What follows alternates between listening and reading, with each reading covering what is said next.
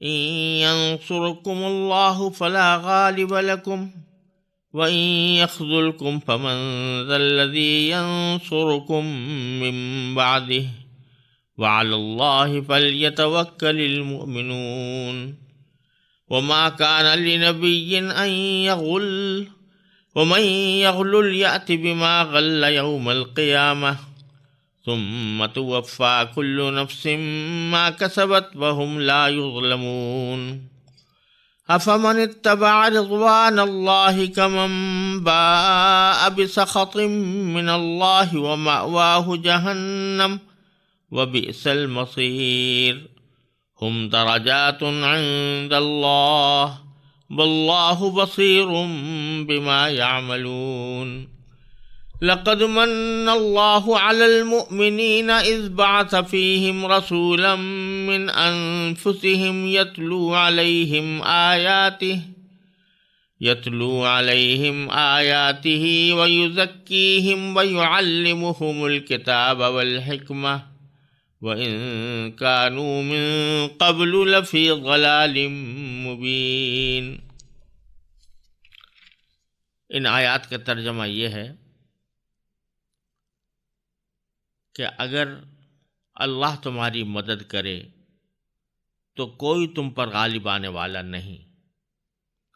اور اگر وہ تمہیں تنہا چھوڑ دے تو کون ہے جو اس کے بعد تمہاری مدد کرے؟ اور مومنوں کو چاہیے کہ وہ اللہ ہی پر بھروسہ رکھیں، اور کسی نبی سے یہ نہیں ہو سکتا کہ وہ مال غنیمت میں خیانت کرے، اور جو کوئی خیانت کرے گا وہ قیامت کے دن وہ چیز لے کر آئے گا جو اس نے خیانت کر کے لی ہوگی، پھر ہر شخص کو اس کے کیے کا پورا پورا بدلہ دیا جائے گا اور کسی پر کوئی ظلم نہیں ہوگا۔ بھلا جو شخص اللہ کی خوشنودی کا تابع ہو وہ اس شخص کی طرح ہو سکتا ہے جو اللہ کی طرف سے ناراضی لے کر لوٹا ہو اور جس کا ٹھکانہ جہنم ہو، اور وہ بہت برا ٹھکانہ ہے۔ اللہ کے نزدیک ان لوگوں کے درجات مختلف ہیں، اور جو کچھ یہ کرتے ہیں اللہ اس کو خوب دیکھتا ہے۔ حقیقت یہ ہے کہ اللہ نے مومنوں پر بڑا احسان کیا کہ ان کے درمیان انہی میں سے ایک رسول بھیجا جو ان کے سامنے اللہ کی آیتوں کی تلاوت کرے، انہیں پاک صاف بنائے اور انہیں کتاب اور حکمت کی تعلیم دے، جبکہ یہ لوگ اس سے پہلے یقیناً کھلی گمراہی میں مبتلا تھے۔ غزوہ احد کے واقعات پر تبصرے کا سلسلہ ابھی چل رہا ہے، اور اس سے پہلے جو آیت تھی اس میں اللہ تبارک و تعالی نے مسلمانوں کو توکل کی تاکید فرمائی تھی کہ وہ اللہ پر بھروسہ رکھیں، اور یہ بھی فرمایا تھا کہ اللہ تعالی بھروسہ رکھنے والوں پر، توکل کرنے والوں پر محبت کا معاملہ فرماتا ہے۔ اسی سلسلے میں آگے اللہ تبارک و تعالیٰ پر بھروسہ کرنے کی ایک طرح سے وجہ بیان کرتے ہوئے یہ فرمایا گیا کہ ان ینصرکم اللہ، اگر اللہ تمہاری مدد کرے، فلا غالب لکم، تو کوئی تم پر غالب آنے والا نہیں، وَإِن یخذلکم، اور اگر وہ تمہیں تنہا چھوڑ دے، بے یار و مددگار چھوڑ دے، فمن ذا الذی ینصرکم من بعدہ، تو کون ہے جو اس کے بعد تمہاری مدد کر سکے؟ یعنی جو کچھ نفع و ضرر پہنچتا ہے، کسی کو نقصان پہنچتا ہے، کسی کی مدد ہوتی ہے، وہ اللہ جل جلالہ کی مشیت کے بغیر نہیں ہو سکتی، اللہ تبارک و تعالیٰ کی توفیق کے بغیر نہیں ہو سکتی۔ لہذا ہر معاملے میں توکل کا شیوہ اختیار کرنا ہی عقل مندی کا تقاضا ہے، کیونکہ جو کچھ نفع پہنچنا ہے یا جو کچھ مدد آنی ہے وہ سب اللہ تعالیٰ کی طرف سے آئے گی۔ چنانچہ آخر میں فرمایا وعلی اللہ فلیتوکل المؤمنون، اور مومنوں کو چاہیے کہ وہ اللہ ہی پر بھروسہ رکھیں۔ پھر آگے آیت کریمہ میں فرمایا گیا کہ وما کان لنبی ان یغل، اور کسی نبی سے یہ نہیں ہو سکتا کہ وہ مال غنیمت میں خیانت کرے۔ اس جملے کی وجہ ایک تو یہ ہے کہ جیسا پہلے ذکر کیا جا چکا ہے کہ تیر اندازوں کے ٹیلے کو چھوڑنے والے یہ سوچ کر ٹیلے سے باہر آئے تھے اور میدان جنگ کی طرف بڑھے تھے کہ مال غنیمت لوگ جمع کر رہے ہیں تو ہم بھی جا کر مال غنیمت کے جمع کرنے میں شریک ہوں۔ تو اس سیاق میں یہ فرمایا جا رہا ہے کہ اگر بالفرض تم اس مال غنیمت کی تقسیم میں یا مال غنیمت کو جمع کرنے میں تم شریک نہ ہوتے تو بالآخر نبی کریم سرور دو عالم صلی اللہ علیہ وسلم خود مال غنیمت کو تقسیم فرماتے۔ وہ مال غنیمت کے تقسیم میں کوئی خیانت تو نہیں کر سکتے تھے۔ اللہ تبارک و تعالیٰ کے پیغمبر، ایسے جلیل القدر پیغمبر، ان کے بارے میں یہ کیسے تصور کیا جا سکتا ہے کہ وہ مال غنیمت میں کوئی ناانصافی سے کام لیں گے؟ لہذا مال غنیمت کو جمع کرنے کے لیے وہاں سے چل کر آنا یہ کسی بھی طرح درست نہیں تھا۔ دوسری ایک وجہ اس آیت کریمہ کو اس سیاق میں لانے کی یہ بھی ہے کہ جامع ترمذی کی ایک روایت میں مذکور ہے کہ ایک مرتبہ مال غنیمت کا میں سے کوئی ایک چادر کہیں گم ہو گئی تھی، اور اس چادر کی گم ہونے کی کوئی تلاش جاری تھی، تو کسی نے یہ کہا یا اس کے دل میں یہ خیال آیا کہ شاید یہ چادر رسول کریم صلی اللہ علیہ وسلم نے لے لی ہو۔ یہ خیال اس وجہ سے بھی آ سکتا ہے کہ یہ خیال کرنے والا منافق ہو، اور اس وجہ سے بھی آ سکتا ہے کہ کوئی مسلمان ہو لیکن وہ یہ سمجھ کر یہ خیال کر رہا ہو کہ رسول کریم صلی اللہ علیہ وسلم کو چونکہ مکمل اختیار ہے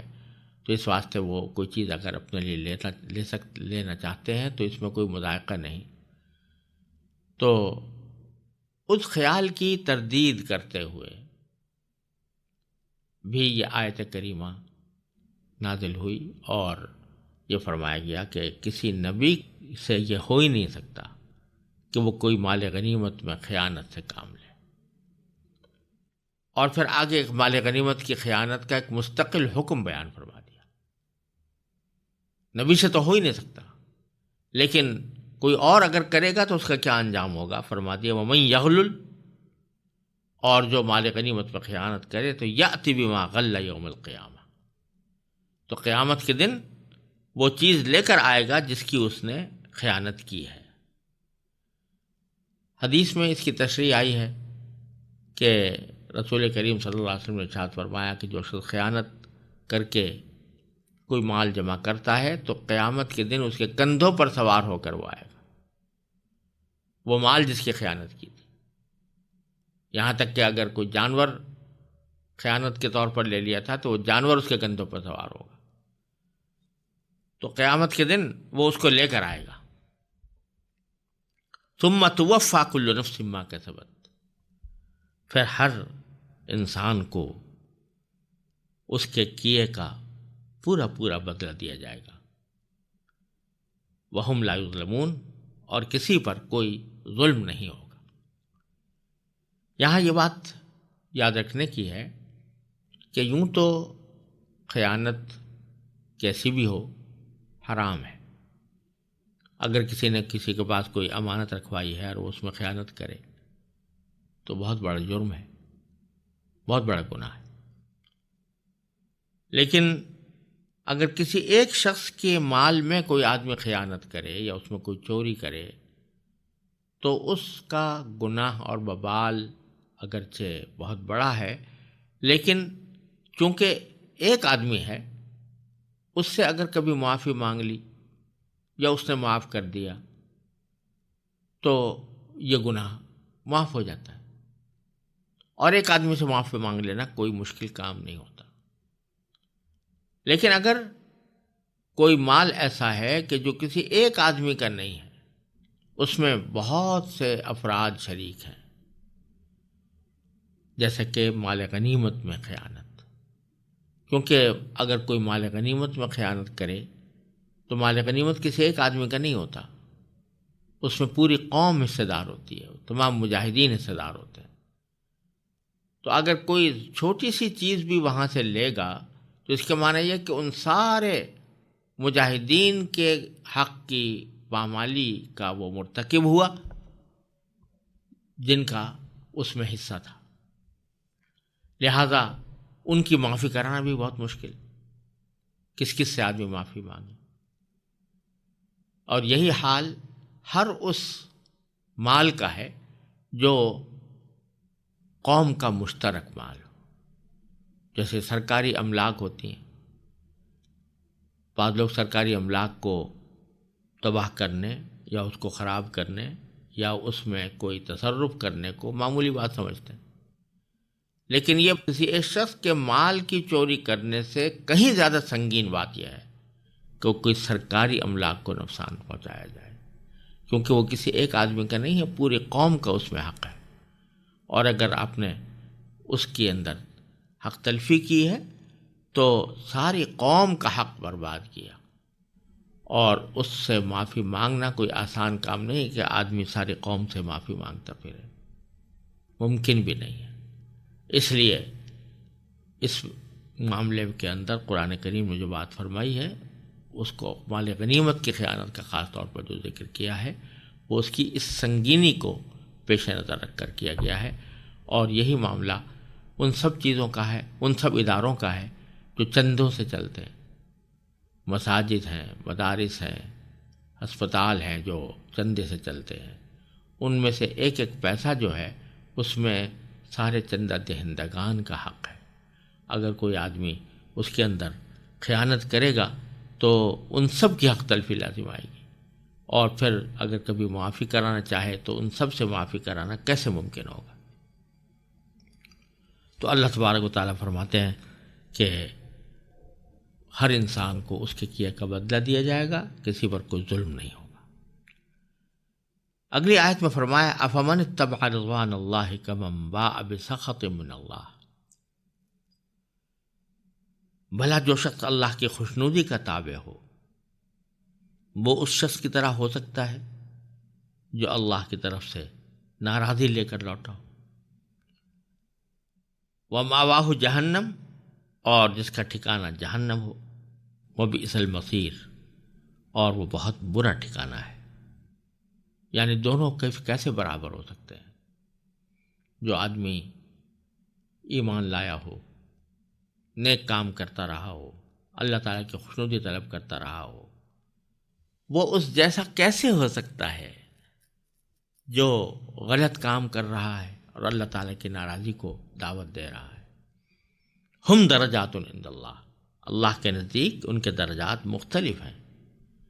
واللہ بصیر بما یعملون، اور اللہ تعالیٰ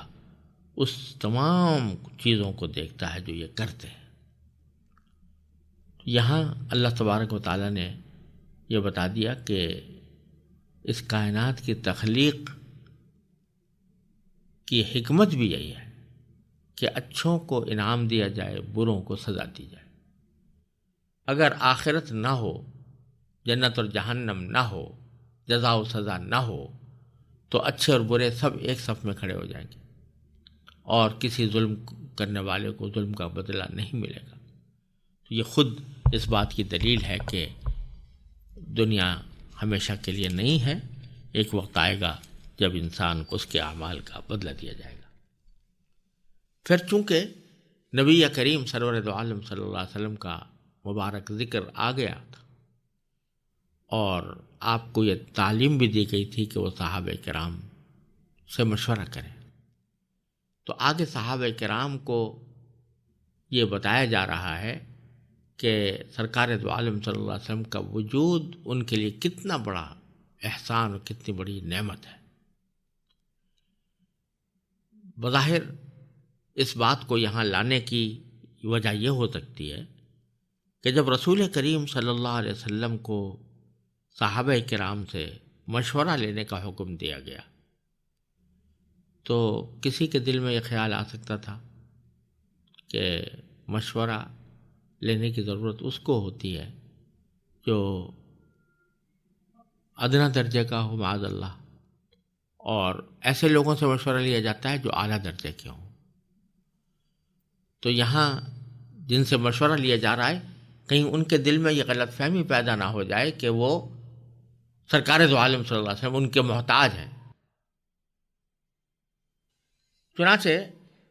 اگلی آیت میں ارشاد فرمایا لقد من اللہ علی المؤمنین، حقیقت یہ ہے کہ اللہ نے مومنوں پر بڑا احسان کیا، اذ بعث فیہم رسولا، کہ ان کے درمیان انہی میں سے ایک رسول بھیجا، یتلو علیہم آیاتہ، جو ان کے سامنے اللہ کی آیتوں کی تلاوت کرے، ویزکیہم، اور انہیں پاک صاف بنائے، ویعلمہم الکتاب والحکمہ، اور انہیں کتاب اور حکمت کی تعلیم دے، وَإِن كَانُوا مِن قَبْلُ لَفِي ضَلَالٍ مُبِينٍ، جبکہ یہ لوگ اس سے پہلے یقیناً کھلی گمراہی میں مبتلا تھے۔ یہاں رسول کریم صلی اللہ علیہ وسلم کی تشریف آوری کو ایک عظیم احسان قرار دینے کے بعد آپ کے اس دنیا میں تشریف لانے کے مقاصد بھی بیان فرمائے گئے ہیں، اور یہ بیانی وہی مقاصد ہیں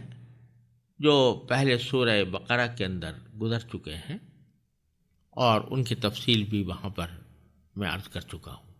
یعنی آیات قرآنی کی تلاوت، کتاب اللہ کی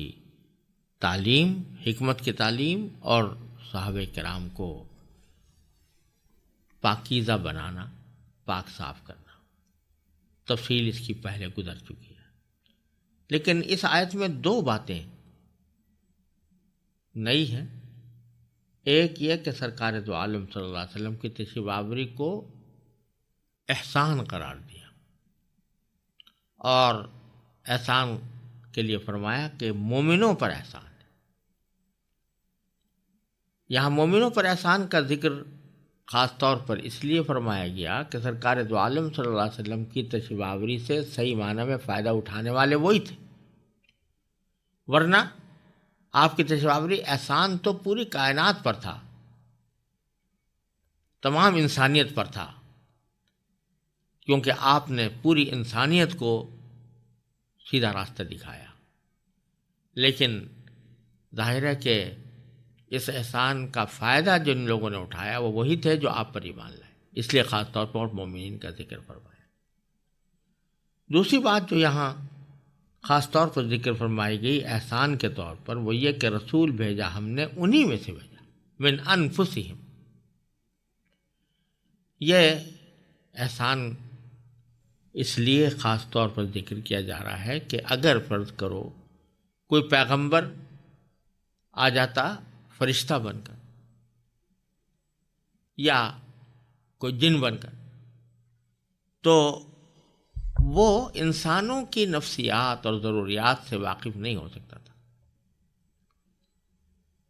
اگر فرشتہ ہوتا تو اس کو نہ بھوک لگتی ہے، نہ پیاس لگتی ہے، نہ کوئی اور خواہش پیدا ہوتی ہے، تو کہنے والے کہہ سکتے تھے بھائی یہ جو اس قسم کے پاک